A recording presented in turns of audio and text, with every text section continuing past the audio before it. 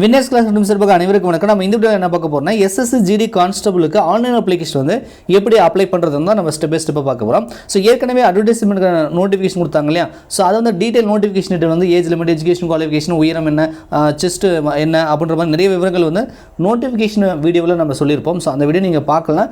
அந்த வீடியோ வந்து நீங்கள் பார்த்துருங்க. டிஸ்கிரிப்ஷனில் அதுக்கான லிங்க் கொடுக்குறேன். இந்த வீடியோவில் ஆன்லைன் அப்ளிகேஷன் வந்து எப்படி அப்ளை பண்ணுறது மட்டும் நம்ம இந்த வீடியோவில் பார்க்கலாம். ஸோ அது மட்டும் இல்லாமல் பேசிக் டீட்டெயில் வந்து நான் சொல்லிடுறேன். என்ன அப்படின்னா, அதாவது கல்வி தகுதின்றது 10ஆம் வகுப்பு பாஸ் பண்ணியிருந்தாலே அப்ளை பண்ண முடியும். ஆண்கள் பெண்கள் இருபாலருமே அப்ளை பண்ணலாம். ஆல் ஓவர் இந்தியாவுக்கு 24,369 வேகன்சி வந்து கொடுத்துருக்காங்க. அது மட்டும் இல்லாமல் கூடுதல் தகவல் என்ன அப்படின்னா, இந்த டைம் 2022க்கு பார்த்தீங்கன்னா பேசலாம். இந்த கொரோனா பேண்டமிக் 2 வருஷம் வந்ததுனால 3 இயர்ஸ் வந்து ஏஜ் ரிலாக்ஸேஷன் வந்து எல்லா கம்யூனிட்டியுமே காமனாக வந்து கொடுத்துருக்காங்க. ஏஜ் லிமிட் வந்து 18 முதல் 23 போட்டிருக்கோம். ஆனால் 23 என்பது மேக்ஸிமம் ஏஜ் லிமிட் கிடையாது. ஏன்னா 3 வருஷம் வந்து பேண்டமிக்காக கொடுத்துருக்காங்களே, அப்போ வந்து 18 முதல் 26 வயசு வரைக்குமே நீங்கள் வந்து அப்ளை பண்ணிக்க முடியும். அது மட்டும் இல்லாமல் SC STக்கு 5 இயர்ஸ் ஏஜ் ரிலாக்ஸேஷன் இருக்குது. அதே மாதிரி நமக்கு OBC சர்டிஃபிகேட், அதாவது BC MBC கேண்டிடேட்னா OBC வச்சு அப்ளை பண்ணிங்கன்னா உங்களுக்கு அதில் வந்து 3 இயர்ஸ் வந்து ஏஜ் ரிலாக்ஸேஷன் இருக்குது. ஸோ இந்த மாதிரி வந்து corona pandemic relaxation and community wise age ரிலாக்ஸேஷன்லாம் யூஸ் பண்ணி உங்களால் வந்து இதை வந்து அப்ளை பண்ணிக்க முடியும் அப்படின்னு சொல்லிட்டு, ஆன்லைன் அப்ளிகேஷன் அப்ளை பண்ணுறதுக்கு முன்னாடி நீங்கள் ஃபோட்டோ வந்து ஒரு 50 கேபியில் வந்து ரெடி பண்ணிக்கணும். அது ஜூலை 27க்குள்ளே எடுத்ததாக இருக்கணும். சிக்னேச்சர் வந்து 20 கேபியில் வந்து நீங்கள் ரெடி பண்ணிக்கணும். 20 கேபினா 20 கேபிக்குள்ளே, போட்டோ 50 கேபினா 50 கேபிக்குள்ளே. ஸோ அப்ளை பண்ணுறதுக்கு முன்னாடி வந்து எவ்வளோ வேகன்சி இருக்குது, என்னென்ன போஸ்ட்டுக்கு வந்து கொடுத்துருக்காங்கன்றதை நீங்கள் நோட்டிஃபிகேஷனில் தெளிவாக பார்த்துக்கோங்க. ஏன்னா போஸ்ட் ப்ரிஃபரன்ஸ் வந்து கேட்பாங்க. அப்போ நீங்கள் வந்து எதுக்கு வந்து போஸ்ட் ப்ரிஃபரன்ஸ் கொடுக்குறீங்க அப்படின்றத நீங்கள் கரெக்டாக பார்த்துக்கணும். ஏற்கனவே SSC எக்ஸாமுக்கு வேறு ஏதாவது அப்ளை பண்ணியிருக்கீங்க, இல்லை SSGDக்கு வேறு ஏதாவது அப்ளை பண்ணியிருந்தீங்கன்னா நீங்கள் வந்து யூசர் ஐடி பாஸ்வேர்டு வச்சிருப்பீங்க. நீங்கள் டைரெக்டாக வந்து அதில் கொடுத்து லாகின் பண்ணிக்கலாம். இல்லை சார் நான் இது வரைக்கும் எதுக்குமே அப்ளை பண்ணதில்லை SSCனா, நீங்கள் நியூ யூசர் ரிஜிஸ்டர் நவ் அப்படின்னு சொல்லி கொடுத்துருப்பாங்க. நீங்கள் முதல் முறையாக SSCக்கு இப்போ தான் அப்ளை பண்ணுறீங்கன்னா அதை கொடுத்து வந்து நீங்கள் புதுசாக வந்து யூசர் ஐடி பாஸ்வேர்டை வந்து கிரியேட் பண்ணிக்கணும். ஸோ இதில் என்ன கேட்பாங்கன்னா, பேசிக் டீட்டெயில் தான் இருக்கும். நம்மளுடைய பேர் என்ன, இனிஷியல் என்ன, அப்பா பேர் என்ன, அப்பா இனிஷியல் என்ன, அம்மா பேர் என்ன, அம்மாக்கு இனிஷியல் என்ன, உங்களுடைய மொபைல் நம்பர் என்ன, இமெயில் ஐடி என்ன, உங்கள் கம்யூனிட்டி என்ன, 10th ரோல் நம்பர் என்ன, 10th மார்க் ஷீட்டு எவ்வளோ பர்சன்டேஜ் எடுத்தீங்க, என்ன ஸ்டேட் போர்டில் படிச்சிங்க, உங்களுடைய அட்ரஸ் என்ன, பர்மனெண்ட் அட்ரஸ் என்ன, கரஸ்பாண்ட் தொடர்பு கொள்ள வேண்டிய முகவரி என்ன, இதெல்லாம் கேட்கும். அது மட்டும் இல்லாமல் நீங்கள் வந்து ஆதார் அட்டை வச்சுருக்கீங்களா, அப்போ ஆதார் அட்டை நம்பர் என்னன்னு கேட்கும். ஆதார் அட்டை இல்லை அப்படி என்றால் நீங்கள் வந்து ஓட்டர் ஐடி, பேன் கார்டு, இது மாதிரி சம்திங் அந்த ஐடி கார்டை வச்சு வந்து இதில் வந்து நீங்கள் பேசிக் டீட்டெயில் நம்ம TNPSசிக்கு அப்ளை பண்ணும்போது ஒன் டைம் ரிஜிஸ்ட்ரேஷன் ஒன்று பண்ணுவோம் இல்லையா, அதே மாதிரி SSCக்கு வந்து பேசிக் டீட்டெயில் வச்சு நீங்கள் வந்து ஒரு டைம் வந்து நீங்கள் அப்ளை பண்ணி யூசர் ஐடி பாஸ்வேர்டை கிரியேட் பண்ணிக்கணும். நான் ஏற்கனவே ஒரு டைம் பண்ணதுனால நான் டைரெக்டாக வந்து என்ன பண்ண போகிறேன் அப்படின்னா, லாகின் ஐடியும் பாஸ்வேர்டு கொடுத்து நான் லாகின் பண்ணிக்கிறேன். ரைட்டா? நீங்கள் முதல் முறையாக பண்ணுறீங்கன்னா நியூ யூஸில் போய் பண்ணுங்கள். இல்லை ஏற்கனவே பண்ணியிருக்கேன்னா உங்களுடைய யூசர் ஐடி பாஸ்வேர்டை கொடுத்து வந்து நீங்கள் வந்து லாகின் பண்ணிக்கோங்க. ஃபஸ்ட்டு வந்து யூசர் ஐடி கொடுங்க, அடுத்து பாஸ்வேர்டு, அதுக்கப்புறம் ஒரு பிக்சரில் வந்து பார்த்தீங்கன்னா பிக்சர் கொடுத்துருப்பாங்க. அந்த பிக்சரில் இருக்கிற அந்த லெட்டரை வந்து அங்கே டைப் பண்ணி அதுக்கப்புறம் வந்து லாகின் கொடுங்க. இதுதான் வந்து ஃபஸ்ட்டு ஸ்டெப். ரைட்டா? ஏற்கனவே வச்சுருக்கவங்களுக்கு டைரெக்டாக லாகின் பண்ணால் ஃபஸ்ட்டு ஸ்டெப்பு. நியூ யூசர் இது வரைக்கும் SSC எதுக்குமே அப்ளை பண்ணல, எங்கிட்ட யூசர் ஐடி பாஸ்வேர்டு இல்லைனா நீங்கள் பேசிக் டீட்டெயில் ஃபஸ்ட்டு ஸ்டெப் பண்ணிவிட்டு அதுக்கப்புறம் தான் இதுக்கு வரணுன்றதை தெரிஞ்சுக்கோங்க. ரைட்டா? ஸோ இதை நீங்கள் ஓப்பன் பண்ணிங்கன்னா உங்கள் டாஸ்க் போர்டில் இந்த மாதிரி தான் வரும். இப்போ ரீசெண்டாக கால் பண்ணக்கூடிய இந்த போஸ்ட் வந்து மேலே கொடுத்துருப்பாங்க, constable GD central armed post அப்படின்னு சொல்லி கொடுத்துருப்பாங்க. இதில் இந்த பக்கம் லெஃப்ட் சைடில் பார்த்தீங்க அப்படின்னா உங்களுக்கு அப்ளைன்னு இருக்கும் இல்லையா, அதை கிளிக் பண்ணி தான் அப்ளை பண்ணணும். இந்த பிரிண்ட் எடுத்துக்கலாம், நீங்கள் டவுன்லோட் செலான் பண்ணலாம், பேமெண்ட், இது மாதிரி நிறைய விஷயங்கள், அப்ளிகேஷன் ஸ்டேட்டஸ் எல்லாமே இதில் செக் பண்ணிக்க முடியும். நம்ம வந்து இப்போ தான் அப்ளையே பண்ண போகிறோங்க. ஸோ அதனால் அந்த அப்ளை அப்படி இருக்குல்ல லெஃப்ட் சைடில், அதை வந்து நம்ம கிளிக் பண்ணிக்கலாம். ரைட்டா? ஸோ நீங்கள் ஏற்கனவே பேசிக் டீட்டெயில் வந்து நீங்கள் கொடுத்ததுனால நீங்கள் அப்ளை கிளிக் பண்ணிங்கன்னா ஆட்டோமேட்டிக்காக நிறைய விஷயங்கள் வந்து அதுவே வந்து ஃபில் பண்ணிக்கும். ஃபார் எக்ஸாம்பிள் வந்து நேமு, உங்கள் அப்பா நேமு, அம்மா நேமு, உங்கள் address, phone number, email ID எல்லாமே வந்து ஆட்டோமேட்டிக்காக அதில் இருக்கும். அது இல்லாமல் கூடுதலாக என்னென்ன கேட்குறாங்களோ அதை மட்டும் நீங்கள் வந்து ஃபில் பண்ணால் போதும். அதுவும் பர்டிகுலராக சொல்லணும்னா இந்த ஸ்டார் மாதிரி போட்டிருப்பாங்க, அதை வந்து கம்பல்சரி நீங்கள் ஃபில் பண்ணணும். ரைட்டா? ஸோ இப்போ நீங்கள் பார்த்தீங்கன்னா உங்களுக்கு தெரியும் எல்லாமே எல்லா டீட்டெயிலுமே ஒரு சில டீட்டெயிலாக நம்ம அங்கே அடையாளங்கள் முதற்கொண்டு எல்லாமே பேசிக் டீட்டெயில் நம்ம கொடுத்துருப்போம். 10th mark sheet, roll number, register number எல்லாமே இருக்குது. ஸோ எக்ஸர்வீஸ் மேனான்னு கேட்குது. ஸோ நீங்கள் எக்ஸர்வீஸ் மேனாக இருந்தீங்கன்னா எஸ் கொடுங்க, இல்லைனா நீங்கள் நோ கொடுத்துக்கோங்க. ரைட்டா? அது ஸ்டார் போட்டிருக்காங்க. ரைட்டா? ஸோ அடுத்து என்ன கேட்குதுன்னு பார்த்தீங்க அப்படின்னா, உங்களுக்கு வந்து ஏஜ் ரிலாக்ஸேஷன் கேட்குறீங்களான்னு கேட்குது. நம்ம ஏற்கனவே பேசிக் டீட்டெயிலே கம்யூனிட்டி கொடுத்துருப்போம். MBCன்றதுனால நம்ம OBC கொடுத்துருவோம். ஸோ OBC வச்சு ஏஜ் ரிலாக்ஸேஷன் கேட்குறீங்களான்னு நான் ஏஜ் ரிலாக்ஸேஷன் எதுவும் கேட்கல. ஸோ நோ கொடுத்துக்கிறேன். நீங்கள் கேட்டிருந்தா எஸ் கொடுத்துக்கோங்க. ஓகேவா? சரி, அடுத்தது வந்து பார்த்தீங்கன்னா என்சிசி சர்டிஃபிகேட் வச்சிருக்கீங்களா அப்படின்னு கேட்குது. சப்போஸ் நீங்கள் என்சிசி சர்டிஃபிகேட் வச்சிருந்தீங்கன்னா எஸ்ன்னு கொடுத்துட்டு அதுக்கான என்ன சர்டிஃபிகேட், ஏவா பிஆ சிஆ என்ன சர்டிஃபிகேட் வச்சிருக்கீங்க அப்படின்றத வந்து மறக்காமல் வந்து கொடுத்துருங்க. ரைட்டா? ஸோ அதுக்கப்புறம் வந்து பார்த்தீங்க அப்படின்னா எக்ஸாம் சென்டர். ஸோ நம்ம வந்து சவுத் ரீஜன்றதுனால ஒரு 3 சென்டர் உங்களுக்கு எது பக்கமாக இருக்கோ அதை வந்து கொடுத்துக்கோங்க. ரைட்டா? என்சிசி சர்டிஃபிகேட் வந்து நீங்கள் எஸ் கொடுத்து அதாவது இருக்குது அப்படின்னா எஸ் கொடுங்க. ஏன்னா நமக்கு வந்து மார்க் வந்து கூடுதலாக கிடைக்கும் அப்படின்னு தெரிஞ்சுக்கோங்க. ரைட்டா? ஸோ என்சிசி சர்டிஃபிகேட் இல்லைனாலும் ஒன்றும் பிரச்சனை அப்ளை பண்ணிக்க முடியும். சில பேர் வந்து என்சிசி சர்டிஃபிகேட் இருந்தால் தான் அப்ளை பண்ண முடியுமா கேட்பீங்க. அப்பெல்லாம் ஒன்றும் கிடையாது. ஸோ எக்ஸாம் சென்டர் வந்து பார்த்தீங்கன்னா அதை கொடுத்துருங்க. அதுக்கப்புறம் நீங்கள் வந்து என்ன ஸ்டேட்னு கேட்கும், தமிழ்நாடுன்றதை நீங்கள் சூஸ் பண்ணிங்க. அதே 2 டைம் கேட்கும். ஸோ நேட்டிவ் டொமஸ்டிக்னா நேட்டிவ் தான், நம்ம எந்த ஸ்டேட்டில் இருக்கிறோமோ அந்த ஸ்டேட் வந்து நம்ம சூஸ் பண்ணலாம். அதுக்கப்புறம் அந்த ஸ்டேட்டில் என்ன டிஸ்ட்ரிக்டில் வந்து இருக்கீங்களோ அது வந்து டபுள் டைம் கேட்கும், அதுவும் வந்து நீங்கள் சூஸ் பண்ணிக்கோங்க.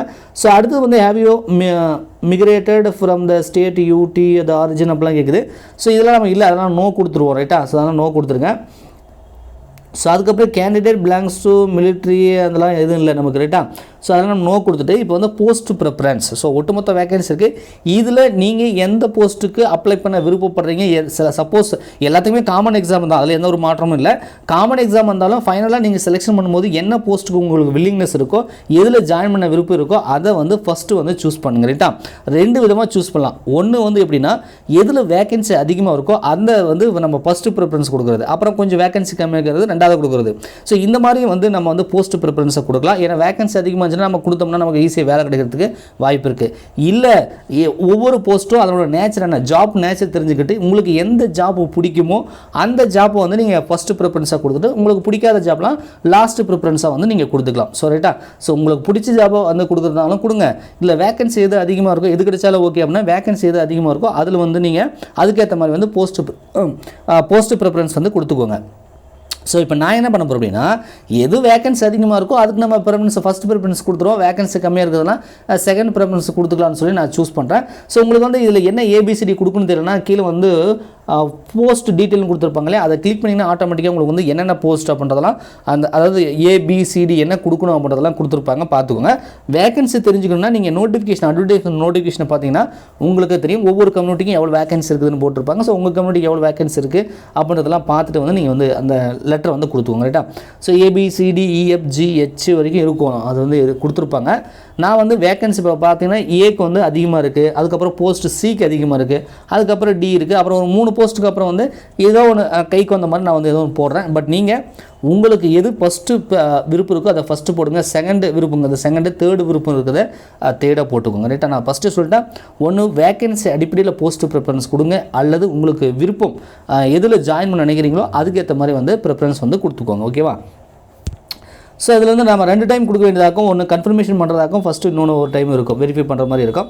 ஸோ அடுத்து வந்து பார்த்தீங்கன்னா உங்களுடைய ஹையர் எஜுகேஷன் குவாலிஃபிகேஷன், நீங்கள் 12th டிகிரியா, எம்ஃபிலா, எம்எஸ்சியா, இன்ஜினியரிங்கா அப்படின்றது ஹையர் குவாலிஃபிகேஷன் இருக்கும். ஸோ நீங்கள் என்ன படிச்சிருக்கீங்களோ அது தாராளமாக வந்து கொடுத்துக்கலாம். இதில் வந்து யாரும் வந்து ஹையர் குவாலிஃபிகேஷன் கொடுத்தா வந்து எலிமினேட்லாம் பண்ண மாட்டாங்க, அதை கொடுத்துருங்க.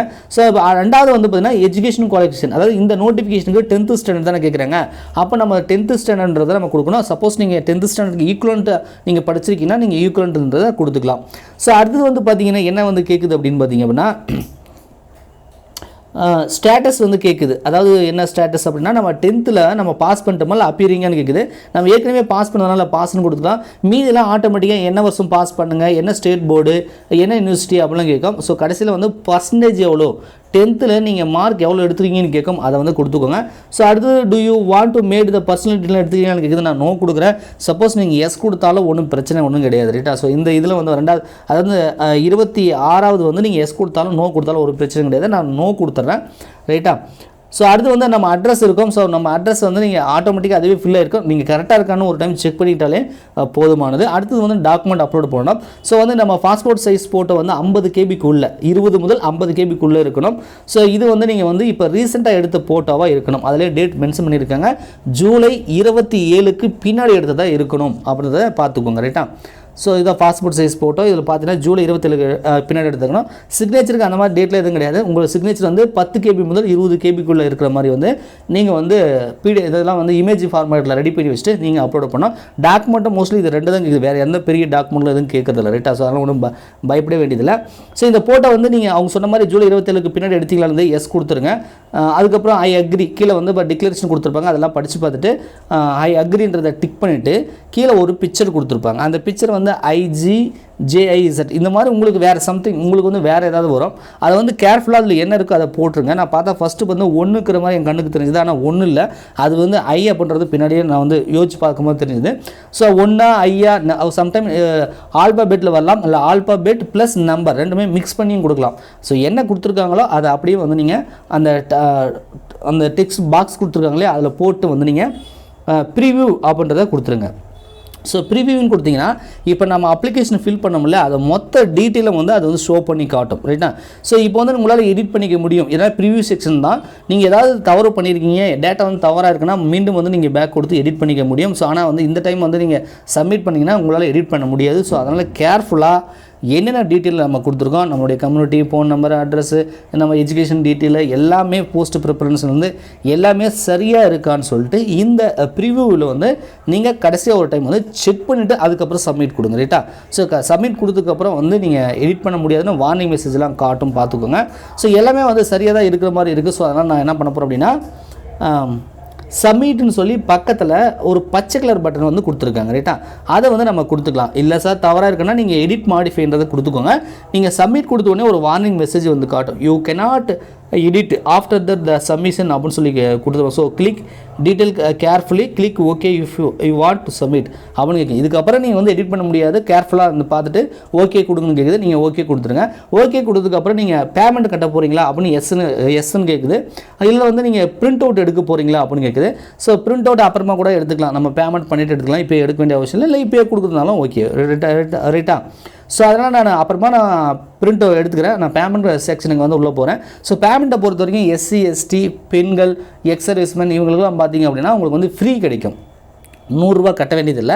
மற்ற கேட்டகரிக்கு தான் நீங்கள் வந்து பார்த்தீங்கன்னா 100 ரூபா பேமெண்ட் பண்ணுற மாதிரி இருக்கும். இது credit card, debit card, UPI எதில் வேணாலும் நீங்கள் வந்து பண்ணிக்கலாம். இல்லை ஆஃப்லைன் சலானில் கூட நீங்கள் வந்து பேமெண்ட் பண்ணிக்கலாம். ஸோ முடிஞ்ச அளவுக்கு வந்து ஆன்லைன் பேமெண்ட் பண்ணிங்கன்னா உடனே முடிஞ்சிடும். சலான்னா பணம் கட்டிட்டு அதை வந்து நீங்கள் கொடுக்க வேண்டியதாக இருக்கும். ரைட்டா? ஸோ இதை உங்களுக்கு எது வில்லிங்னஸ் இருக்கோ அதில் வந்து நீங்கள் பேமெண்ட் பண்ணிவிடுங்க. பேமெண்ட் பண்ணி முடிச்சதுக்கப்புறம் மறக்காமல் வந்து அப்ளிகேஷன் இருக்கு இல்லையா, நீங்கள் மறுபடியும் யூசர் ஐடி பாஸ்வேர்டு கொடுத்துட்டு உங்கள் அப்ளிகேஷனை வந்து பிரிண்ட் அவுட் போட்டு வச்சுக்கோங்க. ரைட்டா? அப்ளை பண்ணதுக்கான எவிடன்ஸ் என்னென்னா அந்த அப்ளிகேஷனை பிரிண்ட் அவுட் போட்டு வச்சுக்கணும். ரைட்டா? ஸோ இவ்வளோ தான் இது அப்ளை பண்ணுற டீட்டெயிலே இவ்வளோ தான், ரொம்ப பெரிய விஷயம்லாம் கிடையாது. பேசிக் டீட்டெயில் ஸ்டெப் 1. பேசிக் டீட்டெயில் பண்ணதுக்கு அப்புறமா நீங்கள் என்ன பண்ணணும்னா இப்போ நான் வந்து ஷோ பண்ணோம் இல்லையா, இதை வந்து நீங்கள் வந்து அப்ளை பண்ணுற மாதிரி இருக்கும். ஸோ போஸ்ட் ப்ரிஃபரன்ஸை பார்த்து கொடுங்க, மற்றப்பட்டுக்கு ஒன்றும் இல்லை. ரைட்டா? ஸோ இப்படி தான் வந்து SSC GDக்கு வந்து நீங்கள் அப்ளை பண்ணணும். ஸோ இந்த டைம் வந்து கொரோனா பேண்டுக்கு 3 years ஏஜ் ரிலாக்ஸேஷன் கொடுத்துருக்காங்க. ஸோ நீங்கள் அப்ளை பண்ணுங்கள். இல்லை உங்கள் ஃப்ரெண்ட்ஸ் யாராவது வந்து வில்லினஸ் இருந்தாங்கன்னா இந்த ஏஜ் ரிலாக்ஸேஷனை யூஸ் பண்ணி அவங்க வந்து அப்ளை பண்ணிக்கலாம். ஏன்னா அடுத்த வருஷத்துக்கு பார்த்தீங்கன்னா 23 வயசுன்னு கொடுத்துருவாங்க, ஏஜ் ரிலாக்ஸேஷன் கொடுக்க மாட்டாங்க. ஸோ அப்போ வந்து இதுக்கு அப்ளை பண்ணியிருக்கலாமே அப்படின்ற மாதிரி தோணு இருக்கும். அது மட்டும் இல்லாமல் நம்ம தமிழ்நாடு TNUSRBயில் PCயில் செலக்ட் ஆகிறத விட SSC GDயில் வந்து செலக்ட் ஆகிறது ரொம்ப ஈஸி. ஏன்னா தமிழ்நாடுக்கெல்லாம் கட் ஆஃப் பார்த்தீங்கன்னா ரொம்ப ரொம்ப குறைவாக வந்திருக்கு. நான் கட் ஆஃப் ப்ரீவியஸில் எப்படி கேட்டிருக்காங்கன்ற வீடியோ கூட நான் வந்து கொடுக்குறேன், அதெல்லாம் பாருங்கள். ஸோ இவ்வளோ கட் ஆஃப் கம்மியாக வருது, பேசிக் தான், கொஸ்டின்லாம் ரொம்ப எளிமையாக இருக்கும், 10ஆம் வகுப்பு தான் தகுதி. ஸோ உங்களுக்கு விருப்பம் தான் கண்டிப்பாக இதுக்கு வந்து அப்ளை பண்ணுங்கன்னு சொல்லி நான் வீடியோ முடிச்சுன்னா வீடியோ பிடிச்சா மறக்காமல் லைக் பண்ணுங்கள். நன்றி, வணக்கம்.